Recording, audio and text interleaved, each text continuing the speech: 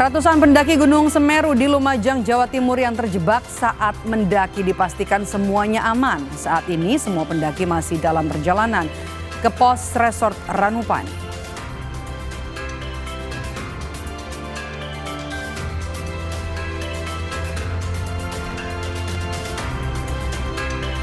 "23 orang masih hilang pasca musibah longsor yang terjadi di Banjarnegara, Jawa Tengah. Di antaranya warga ini menanti nasib keluarganya. Ada seorang pria yang juga menanti nasib 6 anggota keluarganya yang hingga kini masih dicari.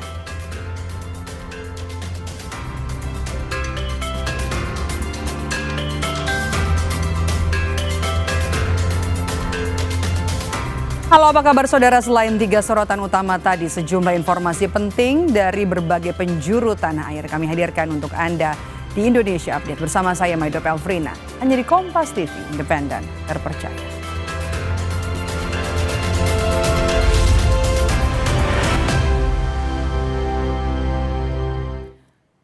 Kita mulai informasi pertama, saudara. Sebuah pohon besar tumbang di Jalan Sisingamangaraja, Kebayoran Baru, Jakarta Selatan. Pohon setinggi 20 meter menimpa sebuah mobil yang sedang melintas. Dari rekaman kamera dashboard kendaraan, sebuah pohon yang berada di Jalan Sisingamangaraja, Kebayoran Baru, Jakarta Selatan tumbang. Selain menimpa sebuah mobil, pohon juga merusak sebuah stasiun MRT di kawasan tersebut. Petugas gabungan yang berada di lokasi langsung berusaha memotong batang pohon. Besarnya pohon membuat petugas mengerahkan 2 unit mobil crane untuk mengangkat batang pohon. Tidak ada korban jiwa akibat kejadian ini, namun arus lalu lintas di Jalan Sisingamangaraja arah Semanggi sempat ditutup sementara.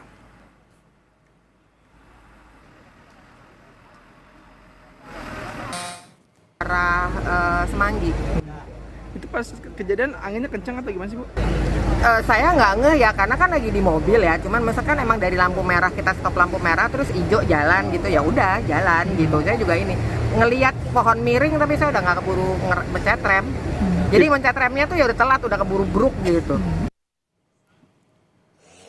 Tumbangnya pohon besar yang terjadi di Jalan Sisingamangaraja, Kebayoran Baru juga menimpa stasiun MRT di dekat Bundaran Senayan, Jakarta Selatan. Pohon yang tumbang juga mengenai pagar gedung Deplu yang berada di depan stasiun MRT. Akibat kejadian ini, operasional MRT terganggu. Selain itu, ruas Jalan Sisingamangaraja dari arah Blok M menuju Semanggi juga sempat tak bisa dilalui.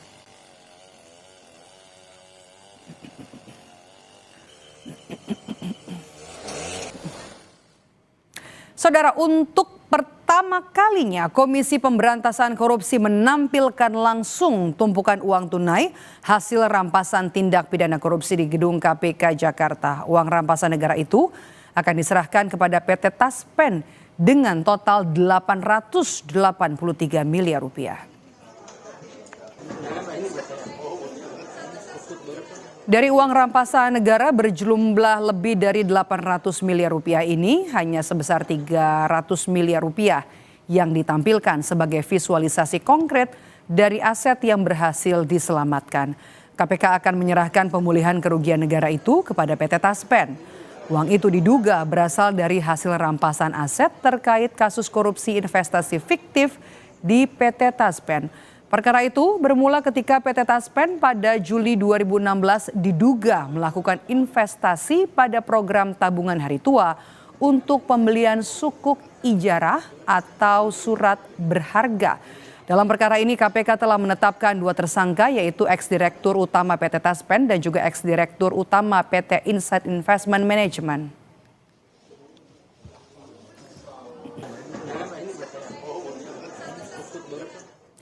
Masih dari kasus hukum, saudara, Hakim Pengadilan Tipikor menjatuhkan vonis 4,5 tahun penjara kepada mantan Direktur Utama PT Angkutan Sungai, Danau dan Penyeberangan atau ASDP Indonesia Ferry, Ira Puspadewi. Majelis Hakim menyatakan Ira terbukti bersalah dalam kasus korupsi terkait proses kerjasama usaha dan akuisisi PT Jembatan Nusantara atau PTJN di tahun 2019 hingga 2022. Vonis ini lebih ringan dari tuntutan jaksa penuntut umum yakni 8,5 tahun penjara.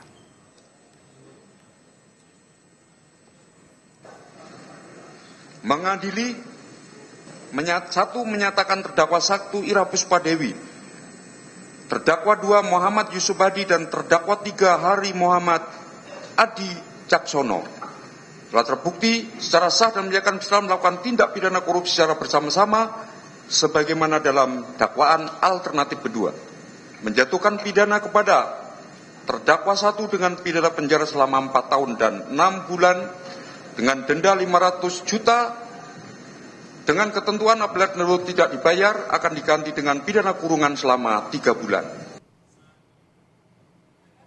Menanggapi vonis Hakim Tipikor ex-Dirut ASDP Ira Puspadewi bilang akan mengikuti proses hukum yang berjalan. Ira juga menegaskan meski tidak terbukti memperkaya diri sendiri namun ia tetap divonis bersalah. Majelis Hakim menilai Ira terbukti memperkaya pemilik PT JN senilai 1,25 triliun rupiah melalui proses akuisisi PT JN oleh ASDP.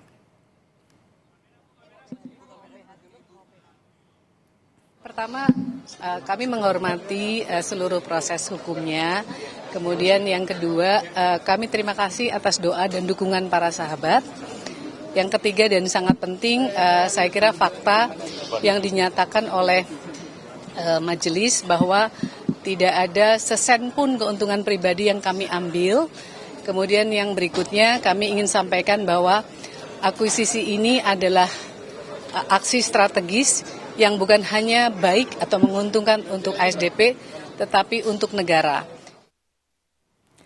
Sorotan berikutnya, saudara, datang dari Roy Suryo yang kembali diperiksa penyidik Polda Metro Jaya. Pemeriksaan ini merupakan pemeriksaan kedua sebagai tersangka dalam kasus dugaan penyebaran informasi tentang ijazah palsu milik mantan Presiden Joko Widodo. Tersangka kasus fitnah ijazah Presiden ke-7 Joko Widodo Roy Suryo CS tiba di Polda Metro Jaya. Roy Suryo dan Rismon datang didampingi tim pengacaranya. Menurut tim pengacaranya Ahmad Kosinudin, salah satu tujuan kedatangannya adalah untuk mendesak Polda Metro Jaya melakukan gelar perkara khusus. Pihaknya sebenarnya sudah mengajukan gelar perkara khusus sejak beberapa waktu lalu, namun menurutnya permintaan itu belum ditindaklanjuti. Dan hari ini kami juga akan kembali mengirimkan permohonan gelar perkara khusus yang hari ini kami serahkan kembali ke Biro Wasidik. Dan sebenarnya ini juga sudah kami persoalkan karena dulu sudah ada gelar perkara khusus di Bareskrim ketika penyelidikan itu dihentikan, tetapi kenapa saat di Polda penyelidikan itu ditingkatkan menjadi penyidikan, saat itu tidak dilakukan gelar perkara khusus. Dan dalam sebuah diskusi media bersama kuasa hukum saudara Joko Widodo, Bung Firmanto Laksana di Kompas TV saat itu juga menyampaikan tidak perlu gelar perkara khusus lah di tingkat ini nanti kalau sudah penyidikan. Dan hari ini sudah penyidikan sehingga tidak ada alasan bagi institusi Polri, apalagi di tengah wacana ya perbaikan kinerja institusi Polri, untuk tidak melakukan gelar perkara khusus sebagaimana sudah dilakukan oleh Mabes Polri pada Dumas yang dilakukan oleh TPUA. Pemeriksaan kali ini menyusul pemeriksaan sebelumnya pada 13 November 2025, di mana Roy Suryo datang bersama 2 tersangka lain dan diperiksa selama 9 jam. Ketiganya saat itu tidak langsung ditahan setelah mengajukan saksi dan ahli yang dinilai dapat meringankan. Direkskrimum Polda Metro Jaya Komisaris Besar Iman Imanuddin menjelaskan, penyidik perlu menjaga keseimbangan informasi sehingga proses penegakan hukum dianggap adil dan berimbang. Pemeriksaan sudah selesai dilakukan untuk sementara waktu. Para tersangka sudah memberikan keterangannya. Setelah ini kepada ketiga tersangka kami perbolehkan untuk kembali ke rumahnya masing-masing. Kenapa demikian? Karena ketiga tersangka mengajukan ahli dan saksi yang meringankan. Tentunya dalam hal ini kami sebagai penyidik harus menjaga keseimbangan keterangan dan informasi sehingga proses penegakan hukum ini adil dan berimbang. Hingga saat ini penyidik belum memastikan apakah Roy Suryo akan langsung ditahan usai pemeriksaan. Tim Liputan Kompas TV. Jangan beranjak dari layar Kompas TV, Saudara. Usai jeda, Indonesia Update akan kembali dengan informasi ratusan pendaki Gunung Semeru di Lumajang, Jawa Timur yang terjebak saat mendaki dipastikan semuanya aman. Saat ini semua pendaki masih dalam perjalanan ke pos resort Ranupani.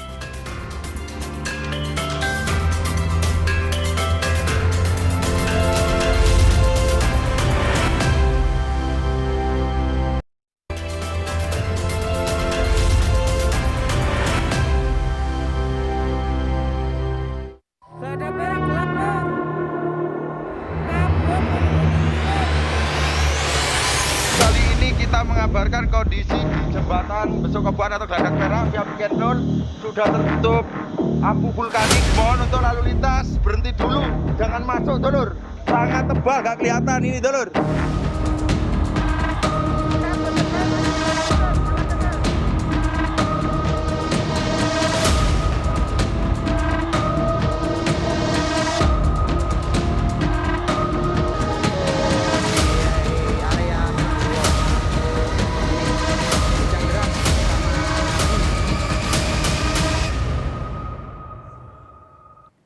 Saudara, puluhan rumah di Kecamatan Pronojiwo, Lumajang, Jawa Timur ambruk diterjang awan panas dari erupsi Semeru.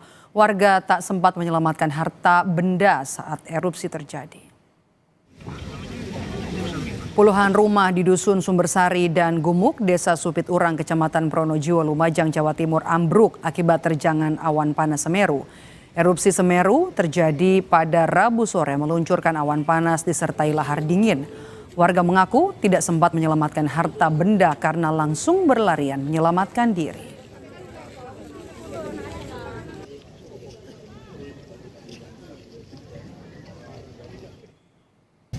Saudara mertua, Mas. Kondisinya gimana, Mas? Kondisinya habis, Mas. Kena material? Iya, habis. Tinggal demonya saja. Kalau yang lainnya tertimpa. Ini ngungsi di mana, Mas? Ini mesti di Kelapa Mas, di pertanian. Ya. Kondisinya ada berapa rumah, Mas, yang kena, Mas? Sekitar 10, Mas. 10 lebih lah. Hancur semua. Dari barat ya sampai. BPBD Jawa Timur meninjau Desa Pronojiwo yang menjadi salah satu desa terdampak erupsi Gunung Semeru. Kondisi yang dinilai sudah kondusif membuat warga mulai kembali ke rumah masing-masing. Meski demikian, BPBD Jawa Timur mengimbau warga tetap berhati-hati karena kondisi Semeru yang masih fluktuatif. Selain itu, sisa-sisa erupsi yang menempel di tanah dikhawatirkan masih panas dan bisa menimbulkan korban. Pagi ini pastinya di lokasi terdampak semua masyarakat akan banyak karena melihat kondisi rumahnya, tapi tetap kehati-hatian perlu dijaga karena tanah yang dipijak mungkin masih bagian panas. Inilah yang menyebabkan kenapa semalam dilakukan pelarangan peninjauan ke lapangan. Saudara, ratusan pendaki Gunung Semeru di Lumajang, Jawa Timur yang terjebak saat mendaki dipastikan semuanya aman. Saat ini semua pendaki masih dalam perjalanan ke pos resort Ranupani. Selamat pagi untuk suasana di Ranukumbolo. Dalam video amatir yang diterima Kompas TV menunjukkan kondisi sebelum para pendaki Gunung Semeru dievakuasi ke pos pendakian. Kondisi mereka dipastikan selamat dan tidak terdampak awan panas Gunung Semeru. Petugas gabungan juga sudah dikerahkan untuk mengevakuasi para pendaki ke pos resort Ranupani. Pengelola Taman Nasional Bromo Tengger Semeru sudah menutup aktivitas pendakian hingga waktu yang masih belum bisa ditentukan. Siang hari ini hari terakhir untuk pendakian dan juga hari terakhir untuk. Saudara, Balai Besar Taman Nasional Bromo Tengger Semeru atau TNBTS menutup pendakian ke Gunung Semeru. 187 orang yang terdiri dari 129 pendaki bersama pemandu dan juga porter yang berada di Ranukumbolo saat erupsi terjadi dipastikan dalam kondisi aman. Aktivitas Gunung Semeru dinyatakan pada status 4 sejak pukul 5 kemarin. Kami, Balai Besar Taman Nasional Bromo Tengger Semeru, menutup kegiatan pendakian hingga Ranukumbolo sampai kondisi dinyatakan aman. Para pendaki yang telah berada di Ranukumbolo sejak sore kemarin, sejumlah 129 pendaki, beserta dengan pemandu, petugas, dan porter hingga total berjumlah 187 orang dalam kondisi aman. Bagi para pengunjung yang telah memesan tiket pendakian ke Ranukumbolo, kami akan melakukan penjadwalan ulang, sedangkan kunjungan wisata ke arah Bromo dan Ranuregulo tetap dibuka secara normal. Usai jeda saudara, kami kembali dengan informasi 23 orang masih hilang pasca musibah longsor yang terjadi di Banjarnegara, Jawa Tengah. Di antara warga yang menanti nasib keluarganya, ada seorang pria yang juga menanti nasib 6 anggota keluarganya yang hingga kini masih dicari.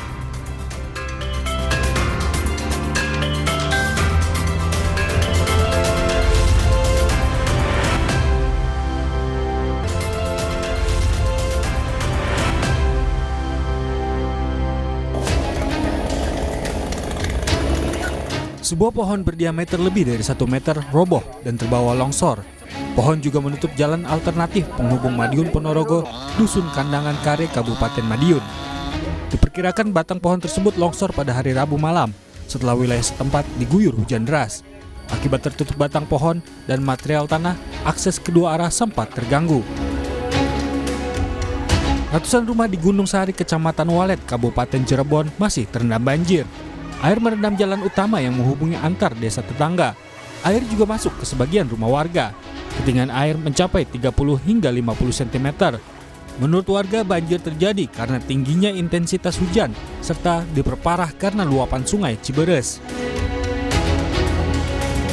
Petugas Satpol PP Kota Depok, Jawa Barat menggerebek sebuah toko penjual minuman keras di kawasan Cipayung, Depok, Jawa Barat. Penggerebekan ini dilakukan petugas setelah adanya laporan keresahan masyarakat terkait peredaran minuman keras di kawasan tersebut. Sedikitnya ada 200 botol minuman keras yang disita petugas.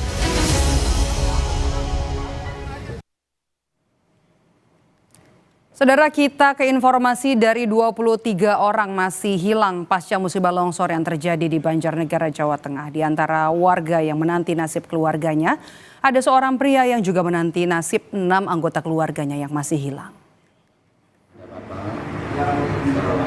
Ibu, adik, terus keponakan, terus sama dulu, sama istri. Jadi ada berapa total kehilangan keluarga ini? Ada 6. Terus keadaannya ya, semoga bisa ditemukan. Pandangan matanya tampak kosong, hanya berbaring dan merenung. Solihin adalah satu dari sekian banyak korban longsor yang terjadi di Banjarnegara. Longsor yang melanda tempat tinggalnya di Dusun Situkung, Kecamatan Pandanaru, telah merenggut 6 anggota keluarganya. Mungkin kepikiran karena kehilangan ada bapak, terus ibu, adik, terus keponakan, terus sama dulu, sama istri. Jadi ada berapa total kehilangan keluarga ini? Ada 6. Sejak bencana longsor menimpa, Solihin hanya terbaring dan enggan berbicara. Selama menjalani perawatan di Puskesmas Pandanarum, ia pun tidak nafsu makan dan minum. Sudah ada informasi? Belum, sampai sekarang belum ada informasi. Belum ditemukan berarti? Belum. Ini bisa diajak ngobrol? Belum bisa. Belum. Pak Solihinnya belum. Nah, ini harapan Bapak sebagai keluarga korban. Iya. Apa Pak harapannya? Bisa ditemukan, apapun keadaannya ya. Semoga bisa ditemukan. Solihin terus menanti nasib 6 anggota keluarganya yang hilang. Pihak keluarga berharap ke-6 korban bisa segera ditemukan dalam kondisi apapun. Harsono, Kompas TV, Banjarnegara, Jawa Tengah. Kami tutup Indonesia Update hari ini. Terima kasih sudah menonton. Saya Maido Pelfrina. Sampai jumpa.